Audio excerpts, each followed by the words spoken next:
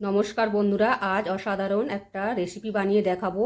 তো ফুটন্ত দুধে কলা দিয়ে একটা রেসিপি বানিয়ে দেখাবো। তো চলুন প্রথম থেকে শেষ পর্যন্ত রেসিপিটা দেখতে থাকুন। তো প্রথমে আমি কলা ছোড়া থেকে আমি কলাগুলো ছাড়িয়ে নেব। তো আমি নিয়েছি 5টা কলা। তো আপনারা কম বেশি করে নিতে পারেন। অনেক সময় বাজার থেকে কলা নিয়ে আসলে নরম হয়ে যায়, সেগুলো কেউ খেতে চায় না, সেগুলো অনেক সময় ফেলে দেওয়া হয়। তো না ফেলে দিয়ে এই কলা দিয়ে অসাধারণ একটা রেসিপি বানিয়ে বাড়িতে খান। তো আমি দুধটা আগে থেকেই ফুটোতে দিয়েছিলাম, তো দুধটা ফুটে গেছে।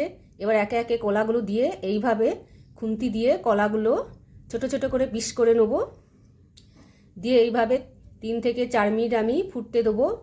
ফুটতে ফুটতে এক সময় দেখবেন কলাগুলো নরম হয়ে গেছে, আর খুন্তি দিয়ে এইভাবে চেপে চেপে দেখবেন কলাগুলো নরমও হয়ে গেছে। আর আপনারা চাইলে মিক্সারে পেস্ট করে নিতে পারেন। তো আমি পেস্ট আর করলাম না, তো খুন্তি দিয়ে এইভাবে চেপে চেপে দেখবেন ঠিক নরম হয়ে যাবে। আর এক সময় দুধ আর কলা যখন শুকনো শুকনো হয়ে যাবে তখন আমি দেবো 2 চামচ গুঁড়ো দুধ, আর খেজুর আর আমন্ড বাদাম দিয়েছি। আপনারা চাইলে কিশমিশ কাজু দিতে পারেন। এর মধ্যে দেব 1 চামচ চিনি দিয়ে সব উপকরণগুলোকে এইভাবে ভালো করে আবারও 2 থেকে 3 মিনিট নাড়তে থাকবো। তো যখন চিনিটা দেব তখন একটু জল ছেড়ে দিতে পারে, তখন আমি আবারও একটু ভালো করে নেড়ে নিতে হবে এই সময়।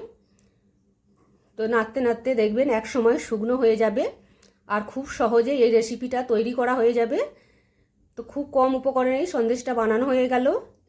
তো দেখুন হয়ে গেছে আমার সন্দেশটা। আমি একটা প্লেটের মধ্যে তুলে নেব। যদি আমার এই রেসিপিটা ভালো লাগে তো লাইক শেয়ার কমেন্ট করার অনুরোধ রইল।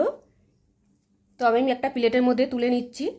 তো আপনারা চাইলে যে কোনো জায়গায় তুলে নিতে পারেন। আর এটা ঠান্ডা হয়ে গেলে খেতে খুবই অসাধারণ লাগে।